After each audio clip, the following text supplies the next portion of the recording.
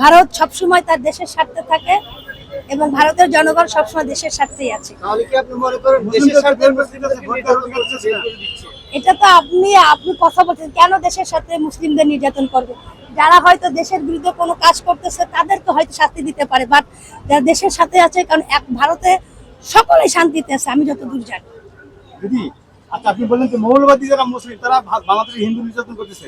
মূলত মৌলবাদী মুসলিমরা করেন, রাজনীতিবিদরাই মুসলিম নির্যাতন করে। আপনি এই জিনিসটা আসলে আমার দৃষ্টিভঙ্গিতে যারা মৌলবাদী মুসলিম, সকল মুসলিম, আমি একটু আগে যেটা বললাম শুনলেন, যে আমরা সেরকম দিন দীর্ঘ 17 বছর অনুভব করে এসেছি জনতি শেখ হাসিনার আমলে, যে আমরা রোজার ইফতার পার্টিতে অংশগ্রহণ করেছি, আবার তারা আমাদের পূজাতে এসে অংশগ্রহণ করেছে। আমরা কিন্তু দীর্ঘ 17 বছর স্বর্ণযুগের মাধ্যমে হিন্দু মুসলিম খ্রিস্টান বৌদ্ধ একই সাথে পালিত হয়ে জীবনযাপন করেছি নিরাপত্তার সাথে। এখন পারছি না, এটা কিন্তু সব মুসলিম নয়। এটা কিন্তু আমি আবারও বলতেছি, অনেক মুসলিম আছে যারা হিন্দুদের ভাই ভাই মনে করে, হিন্দুদের নিজেদের কাছের মানুষ মনে করে।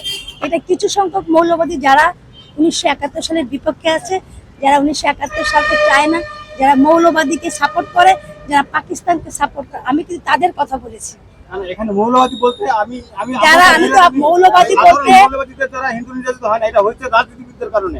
রাজনীতিবিদদের যারা রাজনীতি তারা এটা করছে। এটা আমি বলতে চাইছি, যেটা আপনি আপনার কথা তো হবে না।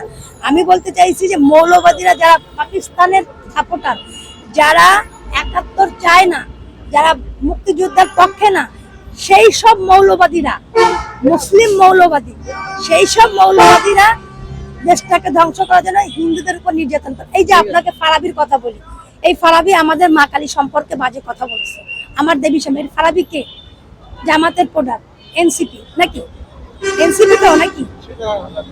এই ফারাবি কেন আমার নেত্রী আমার সম্পর্কে বাজে কথা বলবে? আমার মা আমার রাজনৈতিক পরিচয়, আমি তো বাংলাদেশ সুপ্রিম কোর্টে নিয়মিত প্র্যাকটিস করি। আমি জননেত্রী শেখ হাসিনার আস্থাভাজন একজন কর্মী।